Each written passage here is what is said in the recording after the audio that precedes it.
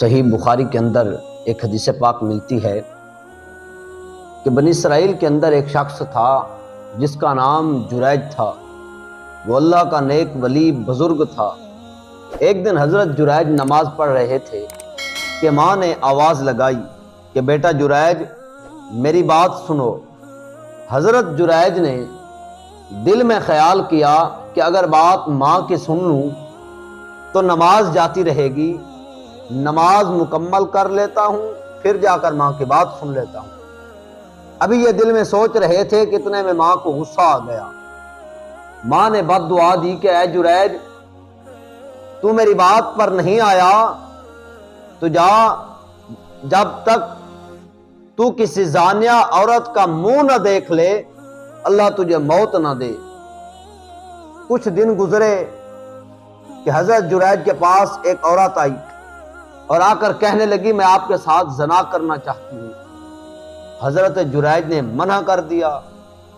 وہ عورت وہاں سے چلی گئی اور جا کر کسی چرواہے کے ساتھ زنا کر لیا۔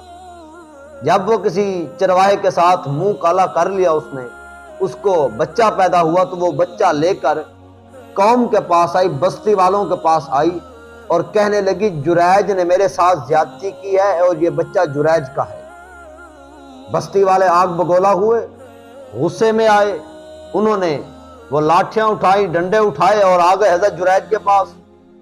آپ کو گالیاں بھی دی، آپ کو برا بھلا کہا اور آپ کے عبادت خانے کو بھی گرا دیا جہاں وہ رہ کر عبادت کیا کرتے تھے۔ تو حضرت جریج اللہ کی بارگاہ میں رجوع کرتے ہیں، توبہ کی، وضو کیا، نوافل پڑھے اور بچے کی طرف متوجہ ہوئے اور فرمانے لگے اے بچے تو خود بتا تیرا باپ کون ہے۔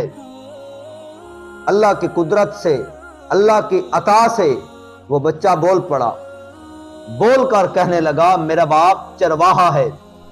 قوم بڑی شرمندہ ہوئی کہ انہوں نے زیادتی کی ہے بزرگوں کے ساتھ۔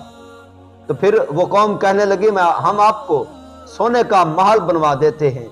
آپ فرمانے نہیں نہیں مجھے سونے کی ضرورت نہیں ہے، میری یہ کٹیا ہی میرے لیے کافی ہے۔ اس حدیث پاک سے میں دو چیزیں ذکر کرنا چاہتا ہوں جو نتیجے کے طور پر آپ کے سامنے رکھتا ہوں کہ دیکھیں، پہلی چیز یہ ہے، اس حدیث پاک سے میں معلوم ہوا کہ ماں کو کبھی ناراض نہیں کرنا چاہیے، والدین کی بے ادبی نہیں کرنی چاہیے، ورنہ اللہ رب العزت انسان سے ناراض ہو جایا کرتا ہے۔ اپنی اصلاح کر لیں، والدین اگر ناراض ہیں تو ان کو منا لیں، ماں باپ کی خدمت کریں، ان کے قدم چوما کریں، یہیں سے عظمتیں ملا کرتی ہیں۔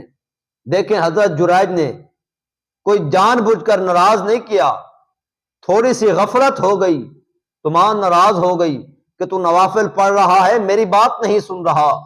تو دیکھو پھر کس طرح سے اللہ نے امتحان میں مبتلا کر دیا اور پھر کس طرح سے رسوائی ہوئی۔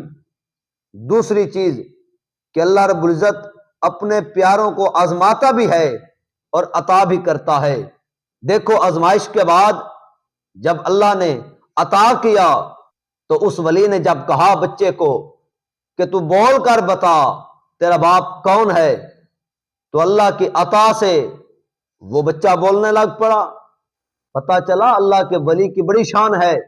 یہ لوگ باتیں کرتے ہیں بابے کوئی چیز نہیں ہے، دیکھو صحیح بخاری میں امام بخاری 3446 نمبر حدیث یہ ذکر کر کے بتا رہے ہیں کہ اللہ والوں کا مقام کیا ہے، اللہ والوں کی شان کیا ہے۔ وہ کسی نے کیا خوب کہا، اللہ اللہ کیے جانے سے اللہ نہ ملے، اللہ والے ہیں جو اللہ سے ملا دیتے ہیں۔